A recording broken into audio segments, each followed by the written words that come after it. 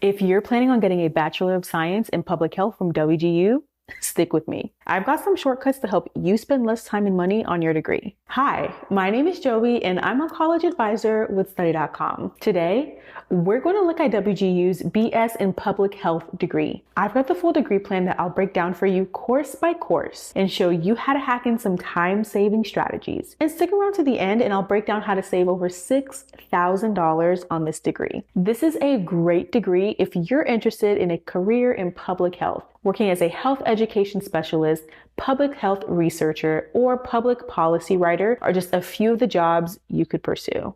Ready to jump in? Great, let's go. You can see that I've grouped these courses by the degree requirements and WGU courses. We split them into categories like Gen Eds, public health, psychology, and more to help you know which courses count for what part of the program requirements. You also see quite a few study.com courses listed next to WGU's. Over 200 study.com courses are approved for college credit transfer.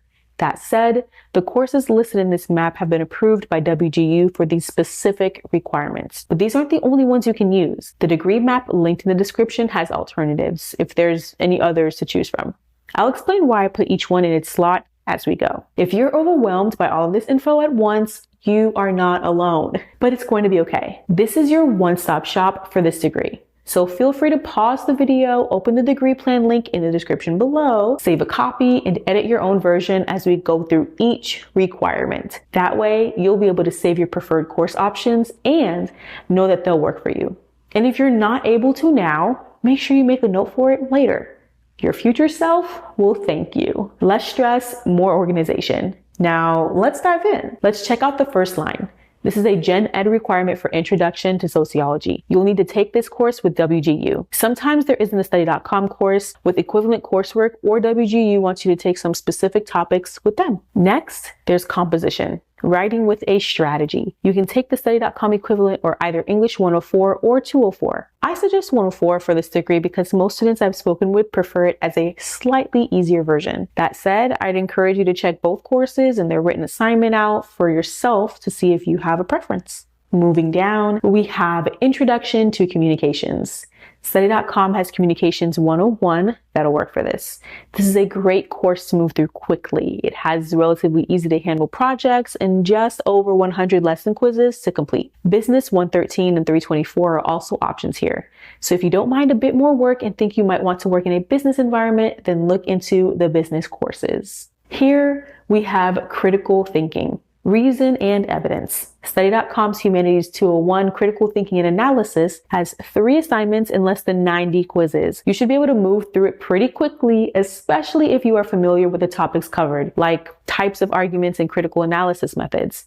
Here's a tip to help you save time when you're writing your essays. You can check the essay topics ahead of time. When you're going through the lessons that are relevant to the essays, you might want to pop open the Take Notes feature on study.com. You've got the full transcript down below, but using the notes ties your note to a timestamp in the video lesson. So feel free to pause, write down something on provided notes or your own pad, and play the video as much as you'd like. Then open the notes tab of your account whenever you're ready to write your essays, and bam, it's all right there at your fingertips between your notes, transcript, and flashcards. Health, fitness, and wellness is next. You'll take this course with WGU. Next, there is Introduction to Biology. You have 2 options here. Biology 101 or Biology 101L. I recommend Biology 101 since it doesn't have a required lab. Some biology and chemistry courses on study.com also have virtual labs to complete along with the course itself. When the course number ends with the letter L, it means there is a lab component. So you might be able to complete Biology 101 a little faster. It's still a long course though, with 178 lessons. With longer courses, I highly suggest taking placement tests whenever possible. These are risk-free, just answer what you know and be honest when you don't. That way, you won't accidentally test out of material you need to know based on guesses, but you'll move past what you've already learned. It's a win-win. Here we have World History. You may have different study.com courses to choose from to satisfy this one.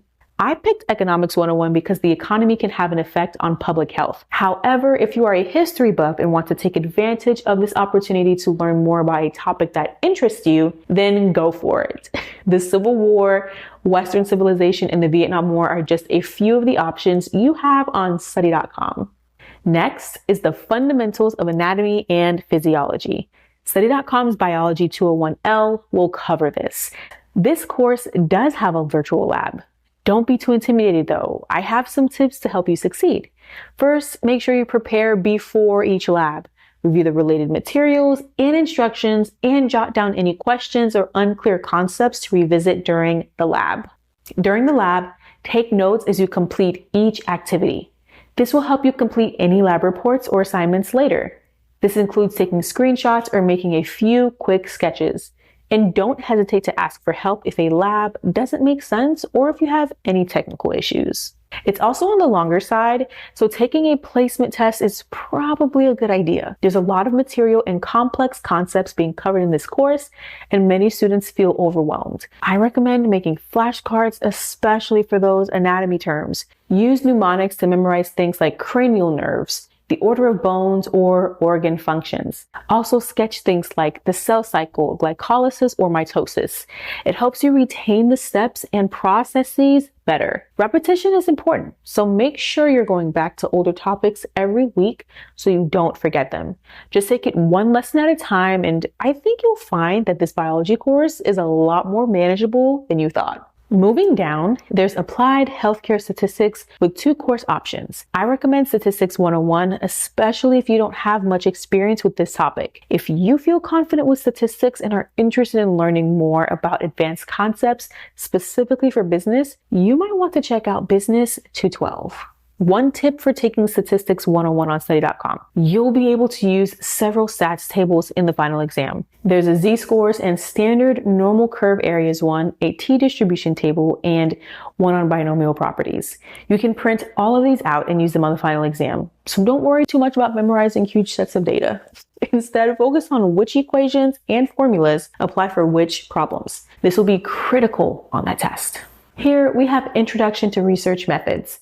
You'll take this course with WGU.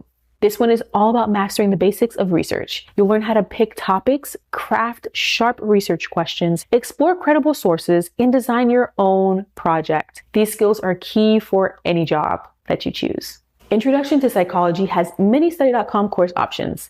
If you already know the basics, this is a good opportunity to explore a more specific psychology topic you might be interested in, like human growth and development, abnormal psychology, or the psychology of personality. If you're just getting started though, I recommend Psych 101 for a good review. It does have 121 lessons, so it's not a short one, but there are no assignments to worry about here. A placement test is probably a good idea too. The final Gen Ed requirement is Human Growth and Development, where you can either take Psychology 103 or 107. I recommend 103. It's significantly shorter than 107 with just 104 lessons compared to 169. You'll be saving a lot of time here. And that's the end of your general eds and all the courses that you can sub out at study.com. Nice job. The remainder of your courses you'll take at WGU. The 5 psychology core courses, 13 public health courses, which make up the heart of your degree and include a capstone project, and 2 health and human services courses. I didn't skip this learning strategies in higher education on purpose. This is actually one of the first courses you'll take at WGU. It'll help you build a solid academic foundation. You'll master time management, study techniques, goal setting, and professional communication. Plus, you'll explore research tips using the WGU library. This course is all about helping you succeed. There you go. I know that was a lot to go through, but now you know how to earn a bachelor's degree in public health from Western Governors University with study.com. You can earn a total of 28 credits on study.com for this degree. That's across 9 classes. Remember to budget your time and use the tips I described for each course. On study.com, you can do 2 courses each month for only $235. For a little more, you can do more courses. So if you really want to speed through, it's worth it to pay more. But if you do just 2 a month, these 9 classes will take just 5 months. That's $1,175 you'd pay to study.com. At WGU, at the same pace, you'd have to pay for 2 semesters. You can't go month to month, so that costs you $7,910. So even if you don't go faster than 2 courses per month, you're saving $6,735. Remember, you can go faster. It's $70 on study.com to take an extra exam each month. If you can do 3 or even 4 courses each month, you'll end up saving either $500 or $600. If you can do that, great. But I think 2 courses per month is a more manageable pace for most students that I work with. If you're considering public health as a career field, this degree is a fantastic pathway towards your goals and dreams. With WGU and study.com's affordable pricing and flexible course schedules, this is by far one of the fastest and cheapest ways to earn a bachelor's degree in public health from a reputable university.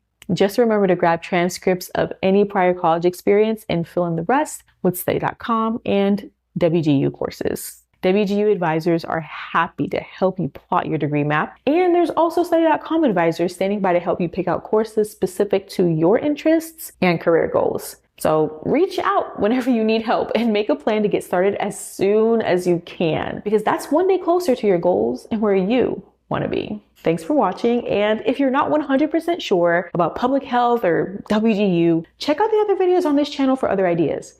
Like this video and subscribe to this channel for even more degree hacking tips. We've got you covered. Good luck.